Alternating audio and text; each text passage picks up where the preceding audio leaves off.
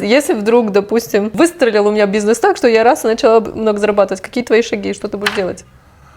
Ну, старается тебя поддерживать. Если я сам не могу так хорошо зарабатывать, тогда есть такой момент, когда ты скажешь, знаешь, тайм не работает для тебя, но ты опять падаешь на такой ситуации, что еще хуже, наверное.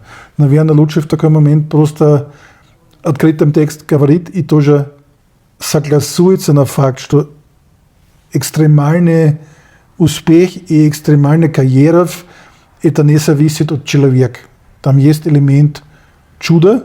Я думаю, что если партнеры согласуются на существование такого элемента, тогда обе стороны могут это предпринять, но я думаю, что это крайне трудно. Потому что опять в моем консервативном взгляде это против природы. Природа это мужчина зарабатывает, поддерживает, защищает, и женщина там занимается с детьми и сделает уют.